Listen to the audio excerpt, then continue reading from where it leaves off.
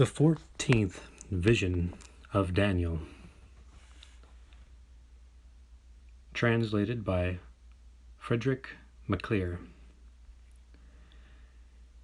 In the 3rd year of Cyrus the Persian, who captured Babylon, a word was revealed to Daniel, whose name is Balthasar. This word is true. I, Daniel, fasted for 21 days until the evening. I had not eaten meat, I had not drunk wine, I had not anointed myself with oils. It happened as I was on the bank of the Tigris that this was revealed to me. I looked, and the 4 winds of heaven were blowing towards the great sea. I saw 4 very frightening animals rising from the river. The first animal resembled a bear, having wings like an eagle. I saw as I waited that it flew with its wings. A human heart was given to it, and it stood on its feet. The second animal resembled human flesh, excessively horrible. It stood to one side. I watched until 3/4 of its face were broken, and the 4th quarter remained firm. I looked at it until its teeth were torn out of its mouth. The third animal resembled a panther. It had wings, 4 heads, devouring with speed and scattering what remained. The 4th animal which I saw resembled a lion, and an animal much more terrible than all the animals which had been before it. Power and great force were given to it. Its hands were of iron, its nails of bronze, devouring, chewing, crushing with its feet what remained. I saw 10 horns which came out from its head. I saw also another small horn which came out beside these 10 horns, and great power and remarkable form were given to it. I saw 4 different horns which arose on its left, then 4 others which arose on these. Each of them was different from the others, and between them all they made 19 horns. And I heard a voice which said to me, "Daniel, do you understand what you saw?" But I said, "How can I understand if nobody guides me?" I looked, and I saw an angel of God standing on my right. Its wings were extremely bright. I was afraid, and I fell to the ground. The angel seized me, made me stand on my feet, and said to me, "Stand on your feet so that I can proclaim to you what will happen in the last days." The 4 animals which you saw are 4 kingdoms. The animal that you saw, similar to a bear, is the king of Persia. He will possess the land for 555 years, and then he will perish with his kingdom. He will not be powerful for always. The second animal that you saw, similar to human flesh, it is the king of the Romans. He will seize the land as if by iron. He will extend himself over it. He will dominate by his armies as far as the land of the Ethiopians, and he will reign over it 911 years. But he will not possess the capital of the kingdom until many days are completed. The third animal which you saw, who resembled a panther, it is the king of the Greeks. He will reign over it for 1,000 years and 30 days, but his reign will not last. The 4th animal which you saw, who resembles a lion, is king of the sons of Ishmael. He will reign for a long time over the land, and he will be very powerful during many days. This realm will be of the race of Abraham and of the slave of Sarah, the wife of Abraham. All the cities of the Persians, the Romans, and the Greeks will be destroyed. 19 kings of this race among the sons of Ishmael will reign over the land, and they will reign until the time of their end. The 10th of their kings will be like a prophet. The number of his name is 399. He will practice justice, will give bread to the famished, clothing to those which are naked. He will free those who are slaves. His mercy will spread over the whole land, and his justice up to heaven. The 11th of their kings will practice iniquity over all the land. He will ruin the old works. He will persecute those which are on the land, so that nobody is found who lives there or remains there. All men will groan for 42 months. If the God of heaven treats him with indulgence, his reign will last 40 months. The reign of the 12th of their kings will consequently be strengthened by the judgments of his mouth. He will carry out malicious actions in the land, so much that men will be astonished by what he did. There will be many wars during his reign. At the end of the time, a king will thoroughly disturb the kingdom of the Ishmaelites for 147 years, In the 110th year of his reign, he will have a war with the Ethiopians. The Ishmaelites will reign over them until they have despoiled the city of the kingdom, which is Suban. They will send messengers to ask for peace. They will give them money and gold in great quantity. A tribute will be paid to them in Ethiopia. The 13th of them will not live in this kingdom at all, and they will not fear him. His reign will be of only a few days. The 14th of their king will receive gold and money in great quantity, and he will judge the land with equity. He will engage in a war with Lower Egypt, so that Egypt is in sorrow and groaning. The Ethiopians will not be subjected at all to him. They will not pay him tribute. In those days there will be war in the land of the Romans. The Ethiopians will make war with the southernmost regions of Egypt, and they will plunder the boroughs and all the cities of Lower Egypt, until they arrive at the city town of Cleopatra that she built herself in Upper Egypt, which city is Shimon. After these things the king of Syria will learn of it. He will fear the end, because the war is approaching him. In the end his reign will be established, and he will enjoy a happy existence. Then a child will arise among the Israelites. This is the 15th of their kings. In his heart he will be hard like iron. He will extend his sword to the Romans.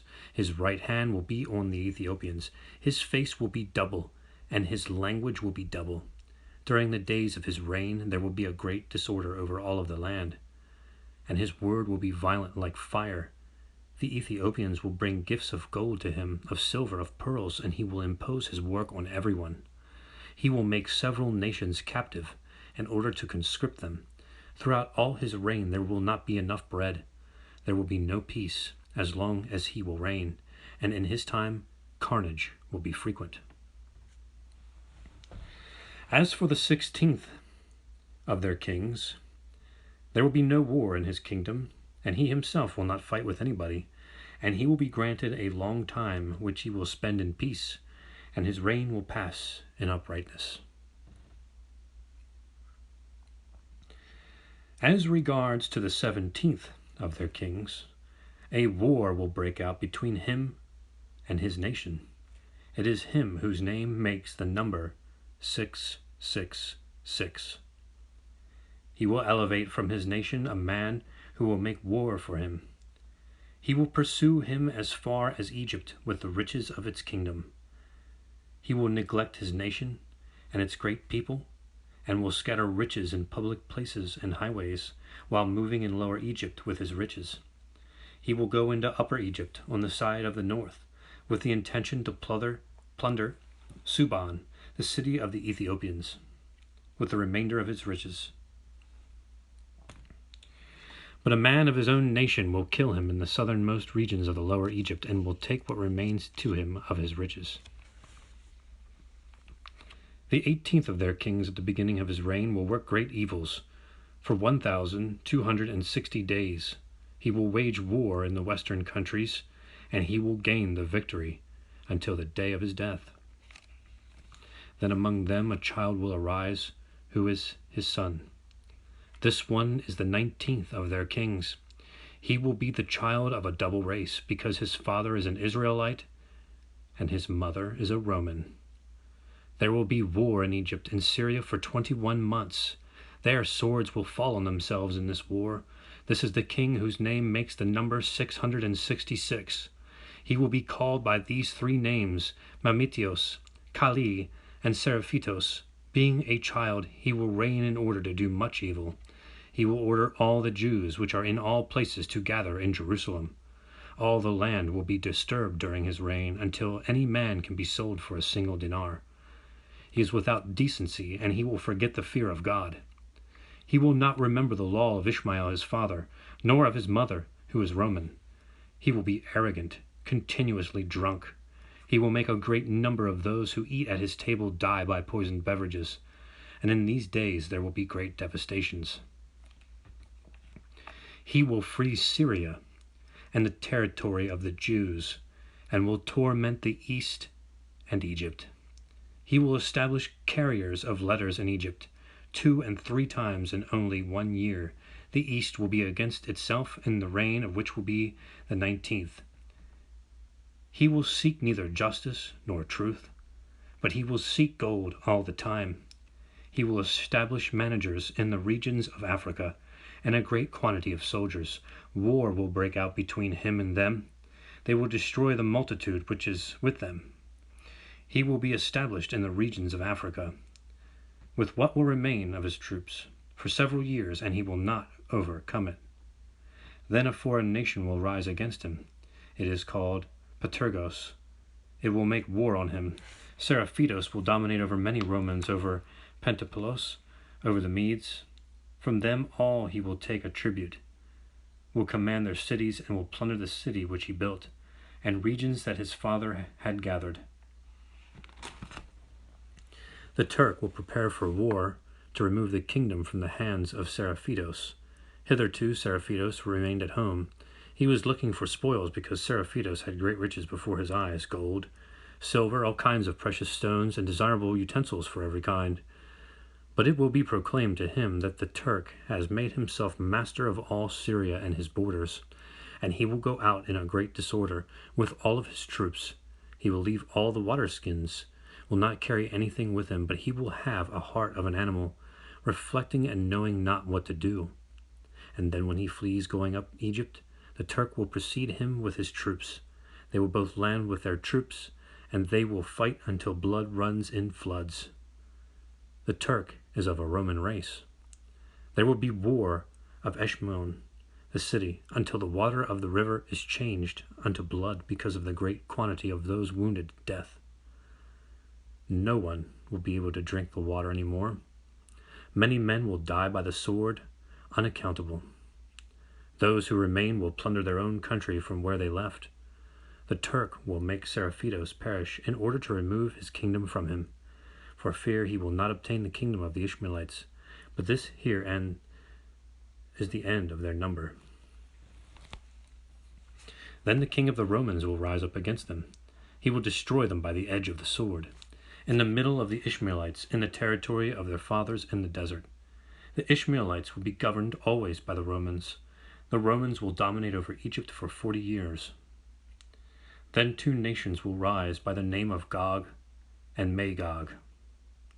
They will shake the ground for several days. Their number is as great as the grains of sand. Then Antichrist will appear, who will deceive many of them. When he is strengthened, he will seduce even the elect. He will kill 2 prophets, Enoch and Elias, so that for 3.5 days they will be dead in the public places of the great town of Jerusalem. Then the Ancient of Days will bring them back to life. It is he whom I see coming with the clouds from heaven, similar to a son of man. His power is an eternal power, and his reign will have no end. It is he which will put Antichrist to death, and all the multitude which is with him.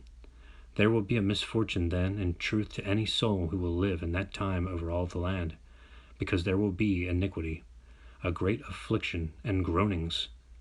But the salvation of man is between the hands of God in heaven. And this is the end of the speech. The angel said to me, Daniel, Daniel, conceal these discourses, seal them up until the time of when they will be fulfilled, because that is the end of all. And I, Daniel, I arose, I put a seal to this discourse, and sealed them. I will glorify God, the Father of all things, and the Lord of the universe, he who knows the dates and times. To him be glory and power forever. Amen.